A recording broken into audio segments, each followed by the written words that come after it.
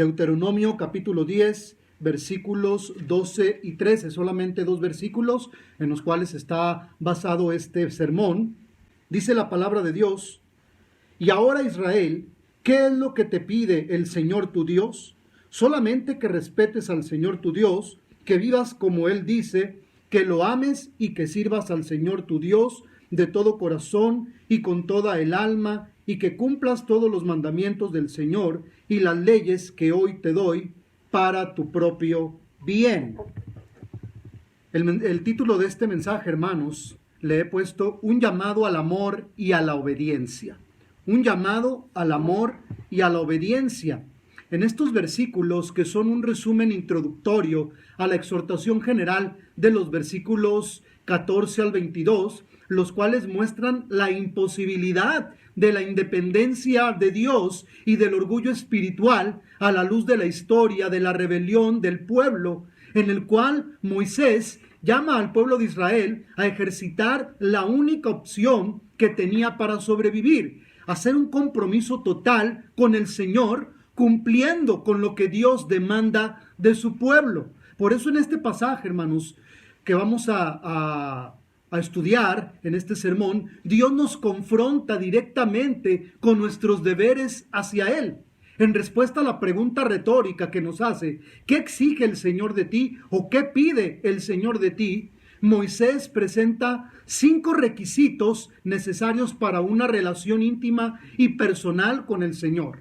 Y estos requisitos aparecen varias veces en los sermones de Moisés y en contextos diferentes en las exhortaciones al pueblo de Dios. Ahora, el deseo de Dios, hermanos, para su pueblo se resume en estas palabras que vamos a desglosar a continuación: que temas, que andes, que ames, que sirvas y que guardes. El primer requisito que Dios pide de nosotros es un temor reverente. Y el temor de Dios es una actitud de reverencia por su poder y gran gloria. Es un respeto a su santidad. Es un reconocimiento de todo lo que Dios es. Como dice Proverbios, el que respeta al Señor rechaza el mal. Yo detesto el orgullo y la arrogancia, los malos caminos y la boca que dice mentiras. Así que la frase, ¿qué pide el Señor tu Dios de ti?, se parece mucho a la de Miqueas capítulo 6, versículo 8, cuando dice: hombre, si el Señor ya te ha dicho lo que está bien, Él ya te ha dicho lo que quiere de ti, que seas justo, que te guste mostrar fiel amor y que vivas humildemente con tu Dios. Ambos pasajes tienen el propósito de mostrarnos que la religión, juntamente con sus prácticas, está muerta a menos que brote del corazón. De hecho, Dios no quiere religión, porque religión la tiene mucha gente. Lo que Dios quiere es una relación personal con Él y con su Hijo Jesucristo. La religión está basada solamente en rituales y cosas que el hombre hace para ganarse el cielo. Pero el cristianismo es relación con el Dios Altísimo, el Dios que nos creó para alabanza de su gloria. Así que en el versículo 12 que nos dice: ahora pues, Felipe, y ponga ahí usted su nombre, hermano, ponga su nombre. Ahora Felipe, ahora Alejandra, ahora Ricardo, etcétera, etcétera. ¿Qué pide el Señor tu Dios de ti? Y luego contesta: que temas al Señor tu Dios. La palabra hebrea que usa aquí es yaré, que significa temer, un temor reverente, la cual, cuando se usa con relación a una persona de alto rango, es más que simple temor. Es la actitud con que una persona reconoce el poder y la condición de la persona a la que se reverencia y se le rinde el debido respeto. La palabra indica sumisión en una debida relación ética con Dios. Por eso, temer a Dios es adorarle como Él merece, reconociendo su señorío sobre tu vida, sobre mi vida y sobre todo el universo, tanto los que están en los cielos, en la tierra y debajo de la tierra. Es algo que naturalmente acompaña al amor por Él. El ángel del Señor le dijo a Abraham, allí en Génesis 22:12, ya conozco que temes a Dios, pues que no me rehusaste tu hijo, tu único hijo. El pueblo demostró además debida reverencia hacia Dios, con temor hacia Él, y a Moisés su siervo, en Éxodo 14:31, cuando dice, al darse cuenta los israelitas del gran poder que el Señor había usado contra los egipcios, mostraron respeto hacia el Señor y confiaron en el Señor y en su siervo Moisés. La experiencia, hermanos, en Horeb, también del capítulo 4 de Deuteronomio, versículos del 10 al 14, fue diseñada para producir el temor de Dios en el corazón del pueblo, de manera que el pacto entre Dios y su pueblo fuera posible. Ahí en Deuteronomio 4, 10 al 14 nos dice: no olvides nunca lo que viste el día que te presentaste ante el Señor tu Dios en el monte Horeb, cuando el Señor me dijo: reúne al pueblo ante mí para que oigan lo que tengo que decirles y aprendan a obedecerme todos los días de su vida en la tierra, y para que les enseñen esto a sus hijos. Ustedes se acercaron y se colocaron al pie del monte que ardía en un fuego que llegaba hasta el cielo. Había oscuridad y una densa niebla. El Señor les habló desde el medio del fuego.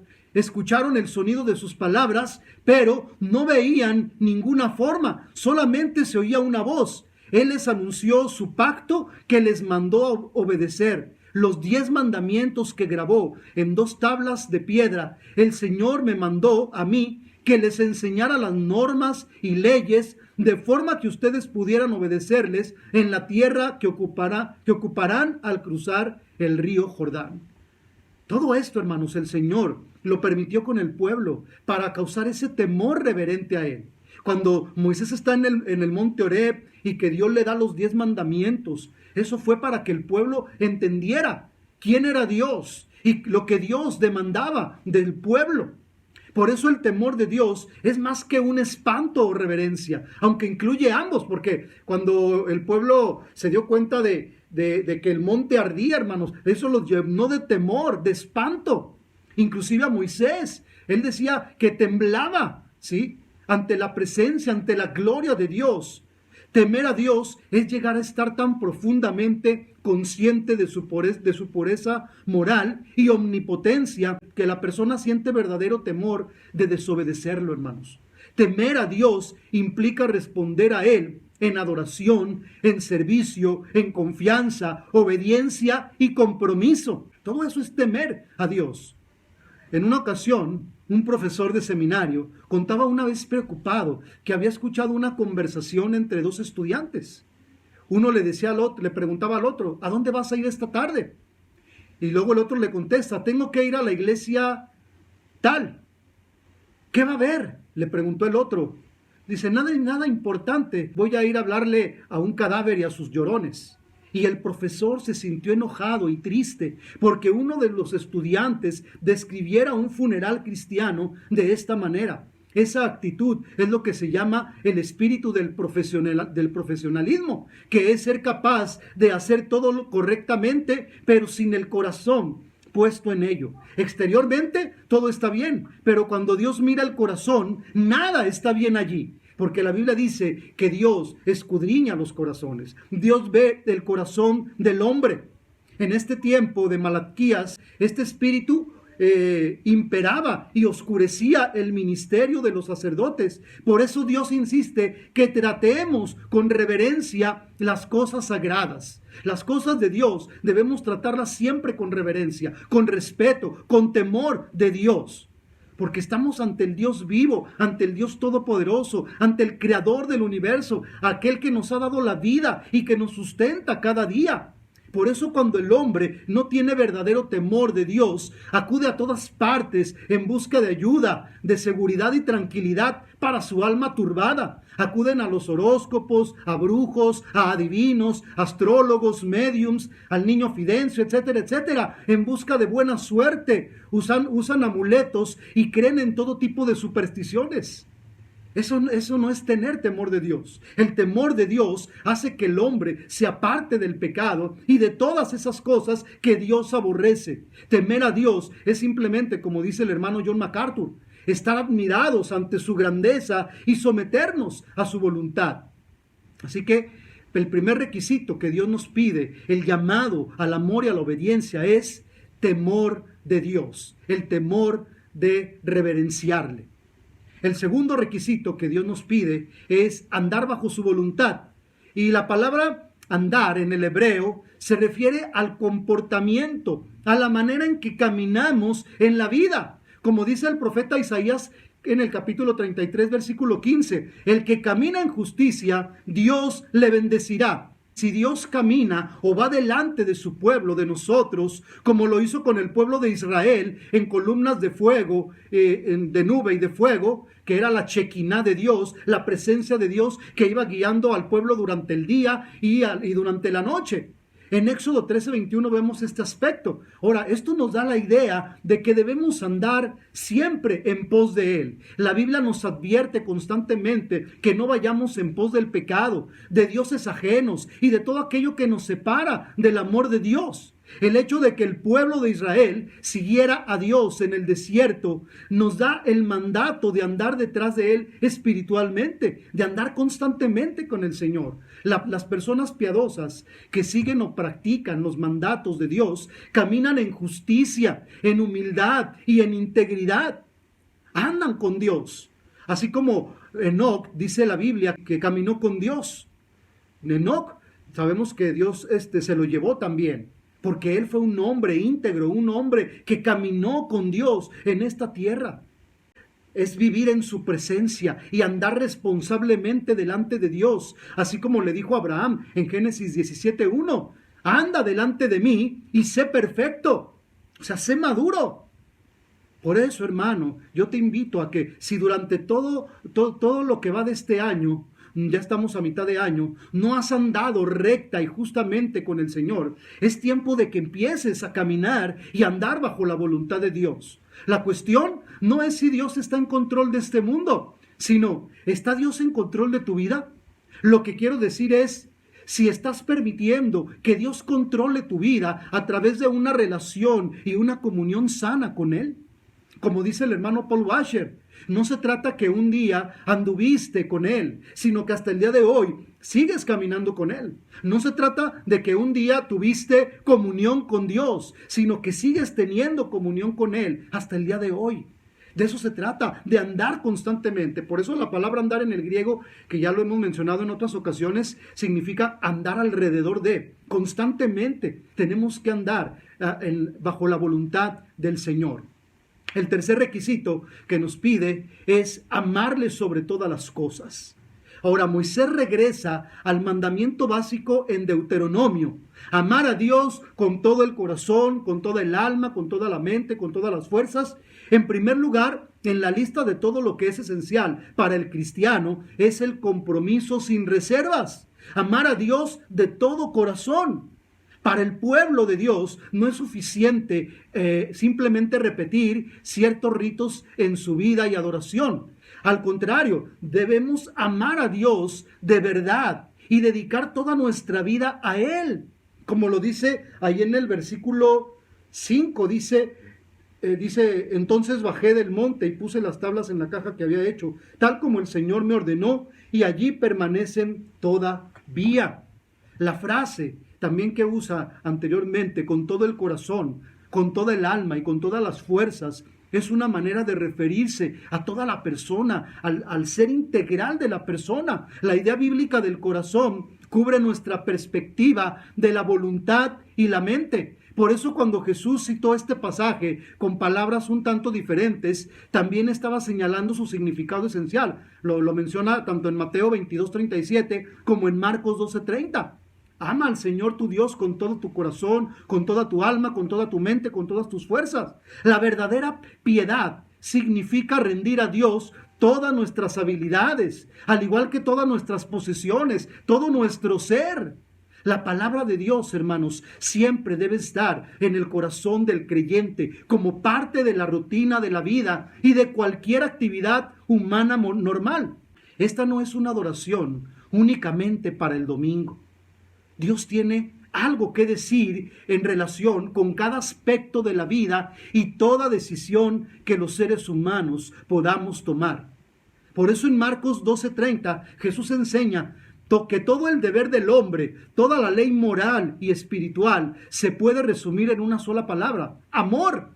Amar al Señor con todo el corazón, con todo el ser, con toda la mente y con todas las fuerzas. Corazón, alma, mente y fuerzas deben cooperar en amar a Dios. El corazón representa el centro mismo de la existencia del hombre. Es la fuente principal de sus pensamientos, de sus palabras y de sus hechos. Proverbios 4:23 nos lo menciona. Ante todo, cuida tus pensamientos porque ellos controlan tu vida. Y en otras versiones también dice, cuida tu corazón, como lo dice Jeremías 17. Cuida tu corazón porque de él mana la vida, y en otros pasajes que nos habla mucho del corazón. Entonces el corazón es la fuente principal de los pensamientos, las palabras y los hechos. El alma, la palabra usada en el original, tiene una variedad de significados. Aquí probablemente significa el asiento de la actividad emocional del hombre. Es donde se encuentran los sentimientos y las emociones del ser humano. La mente no solo es el asiento y el centro de la vida puramente intelectual, sino también de las disposiciones y las actitudes. La palabra de Dios nos pide que amemos al Señor con nuestro corazón, con toda nuestra alma, con toda nuestra mente y con todas nuestras fuerzas, con todo lo que somos, con todo nuestro ser, hermanos. Por eso lo que todos estos pasajes significan es que el hombre debe amar a Dios con todas las facultades con que Dios le ha dotado. Por eso notemos la cuádruple repetición: todo el corazón, toda alma, toda mente, todas fuerzas. Entonces el punto principal es que el sincero amor de Dios no se debe corresponder a medias, porque el Señor ya nos ha amado, hermanos, a través de su Hijo Jesucristo. Por eso dice la Biblia, de tal manera Él nos amó que envió a su Hijo Jesús. Si amamos a Dios con todo nuestro corazón, no habrá lugar para rivales de Dios en el trono de nuestro corazón, en el trono de nuestro ser. Ningún otro mandamiento será gravoso si amamos a Dios con todo nuestro corazón, con todo nuestro ser. Si creemos firmemente que Dios es uno, como lo dice el Shema judío, entenderemos que debemos amarle con todo nuestro ser. Pues al no haber otro Dios, no puede existir rival que comparta con Él el trono. Por eso Dios debe ser siempre nuestra fuente principal de adoración. Dios siempre debe estar en el trono, reinando nuestra vida, gobernando y guiando todo nuestro ser, hermanos. La verdadera adoración para el Señor Jesús es amar a Dios y amar al prójimo. La única manera de probar que se ama a Dios es amando al prójimo. Y Juan lo menciona en sus cartas. Por eso el amor dice la Biblia, el amor cubre multitud de pecados. Una campana no es campana mientras no la tocas. Una canción no es canción mientras no la cantas. De igual manera, el amor no es amor mientras no lo des. Por eso el Señor nos demanda y nos pide que le amemos con todo nuestro corazón. El cuarto aspecto, hermanos, es que Dios pide de nosotros, o el llamado al amor y a la obediencia, es servirle de todo corazón, de una manera incondicional. En una ocasión, un niño de 7 años de edad quería saber para qué había nacido y le preguntó a su papá. El papá le dijo que él y su mamá habían estado orando, pidiéndole a Dios por un bebé, por un niño. El niño no quedó pues muy satisfecho con esa respuesta del padre. Y él le hizo otra pregunta. ¿Y eso es todo? Entonces el padre le explicó a su hijo que Dios tiene un propósito para cada persona en esta vida y por lo mismo le conserva la vida. Y que tal vez Dios quería usarlo de alguna manera. No mucho tiempo después, el niño se subió a un árbol y accidentalmente se cayó y quedó herido de gravedad. Todas las personas que lo veían creían que no viviría. Pero Dios hizo el portento, el milagro de conservarle la vida. Cuando el niño pudo estar consciente, le dijo a su papá, papá, tú me dijiste que tal vez Dios quería usarme. ¿Te acuerdas? El papá le contestó, claro que sí, mi hijo, me acuerdo. Y el niño le dijo, tal vez por esto Dios no quiso que yo muriera en este accidente. Enseguida, con lágrimas en sus ojos, el niño agregó, espero poder hacer aquello para lo cual Dios me devolvió la vida. ¿Cuántas personas, hermanos, que pasan por un accidente o alguna enfermedad grave y que Dios les salva la vida, no agradecen ni reconocen a Dios por lo que Él ha hecho en sus vidas y siguen viviendo una vida fuera de la voluntad de Dios, fuera de los propósitos de Dios. Por eso Dios nos da oportunidades, hermanos, para que nosotros le reconozcamos, le agradezcamos, le adoremos, que es para lo que Él nos ha creado, para que tengamos comunión y una relación íntima con Él. Servir implica ser agradecidos con Dios. ¿Qué es lo que te inspira? Servir a Dios. Querido hermano, servir a Dios implica ir más allá de nuestra comodidad. Como dice Colosenses 3:22 y 24, no sirviendo al ojo como los que quieren agradar a los hombres, sino con corazón sincero, temiendo a Dios, y todo lo que hagáis, dice, hacedlo de corazón como para el Señor y no para los hombres, sabiendo que recibiréis la recompensa. Así que hay tres cosas para reflexionar acerca de nuestro servicio a Dios, hermanos. Primeramente, descubre qué cosas te están siendo obstáculo para servir a Cristo, al Señor. ¿Qué cosas te están siendo un obstáculo? ¿Qué es lo que te impide servir a Dios? Aún ahorita que no nos estamos reuniendo, hermanos, lo podemos seguir haciendo. O sea, para servir a Dios no necesitamos de estar en el templo. Para servir a Dios lo puedes hacer en tu casa, con tu familia, con tus vecinos. Lo puedes hacer de muchas maneras.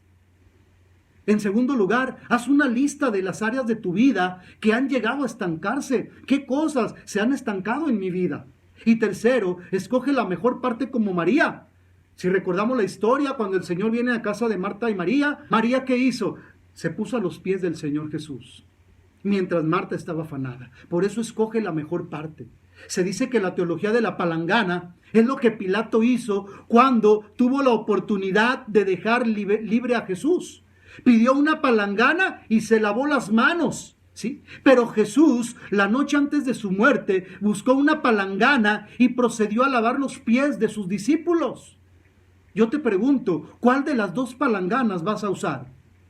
Servir simplemente es ser un instrumento en las manos de Dios. Por eso, sirvamos a Dios, hermanos, por agradecimiento, por lo que Él es, por lo que Él ha hecho. Hay muchas maneras, tenemos muchas razones, hermanos, para servir a nuestro Dios. Nos sobran miles de razones para servir a nuestro Dios. En quinto lugar, el llamado al amor y a la obediencia y que Dios nos pide como requisito es guardar sus mandamientos. Dice Juan 14:15, si me amáis, guardad mis mandamientos.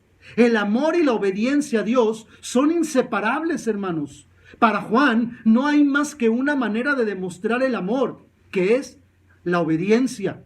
Fue en su obediencia como el Señor Jesús le demostró al Padre que le amaba. Y en la nuestra también de igual manera, hermanos. Juan nunca deja que el amor se convierta en un sentimiento de emoción solamente. Su expresión se manifiesta en la obediencia. Y eso es lo que Dios quiere de nosotros. La obediencia, guardando sus mandamientos en nuestro corazón, atesorarlos en nuestra vida.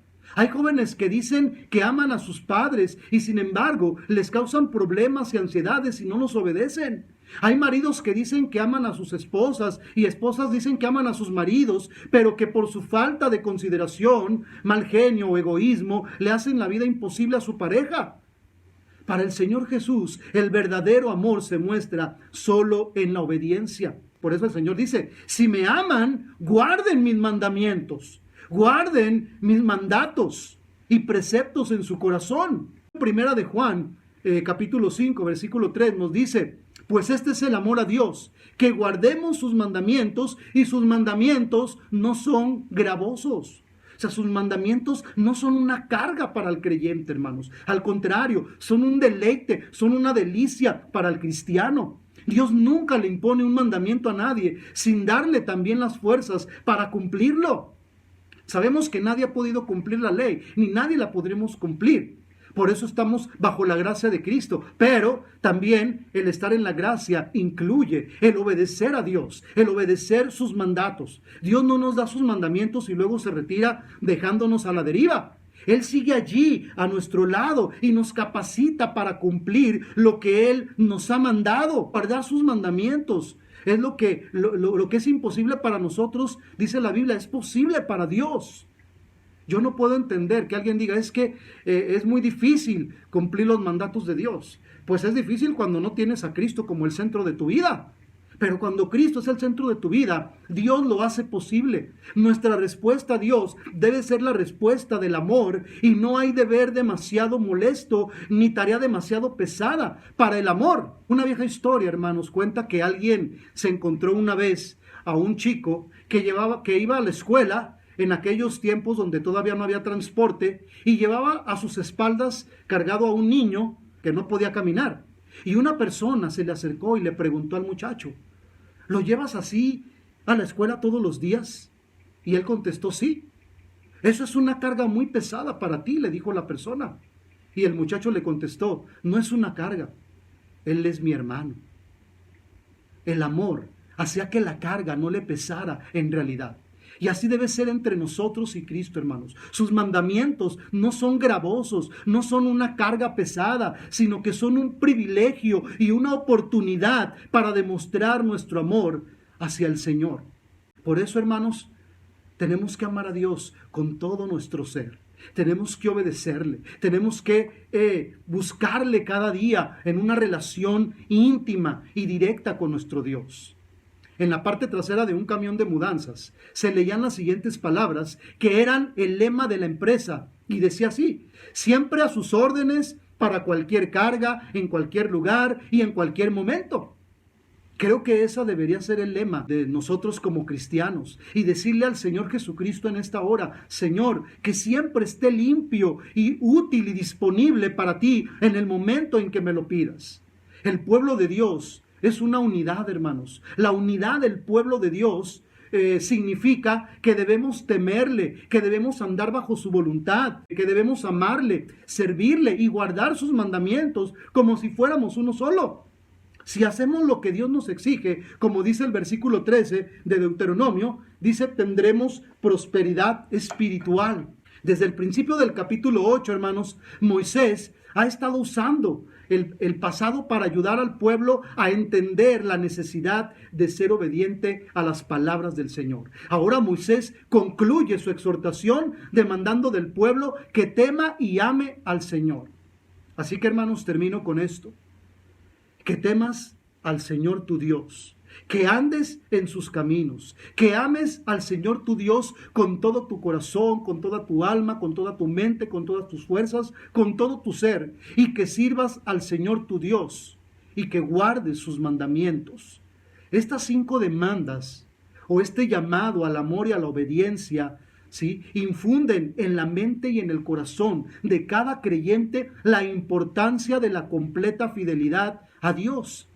Cada demanda es un aspecto diferente de la actitud de amor y reverencia hacia Dios. Cada demanda representa lo que significa tener solo al Señor como nuestro Dios. Porque Él es el único Dios que merece ser reverenciado, el único Dios que merece ser amado, servido, adorado y obedecido. Así que, hermanos, yo quiero invitarles a que con esta palabra que el Señor nos ha dado en esta hora, oremos a Él pidiéndole que atendamos a ese llamado de Dios, al amor y a la obediencia, a través de estos 5 aspectos: de temerle, de andar en sus caminos, de amarle, de servirle y de guardar sus mandatos. Les invito a orar. Padre bendito, en esta hora te damos gracias, Señor, porque a través de tu palabra tú nos enseñas, Señor, lo que tú demandas de nosotros. Tú nos haces un llamado al amor y a la obediencia a través de estos 5 requisitos que tú pides de tu pueblo, que tú pides de cada uno de nosotros, Señor. Ayúdanos, Padre, a atesorarlos, a vivirlos en nuestra vida diaria, Señor, a ser obedientes a tu palabra. Tu palabra dice que tú no quieres sacrificios, lo que tú quieres es obediencia de parte de nosotros. Ayúdanos, Padre, a ser creyentes que andemos bajo tu voluntad, que te amemos, que te sirvamos, que tengamos esa reverencia a ti, Señor, y que guardemos tus mandatos, Señor, en nuestro corazón. Perdónanos, Señor, también porque muchas veces, Señor, nos apartamos de todas estas cosas que tú demandas de nosotros. Pero el día de hoy, Señor, queremos comprometernos contigo y con tu palabra, Señor, de andar bajo tu bendita voluntad, Señor, andar en tus caminos, atender a este llamado de amor y de obediencia que tú nos haces como pueblo, como tus hijos. En el nombre de Cristo Jesús te lo pido. Amén.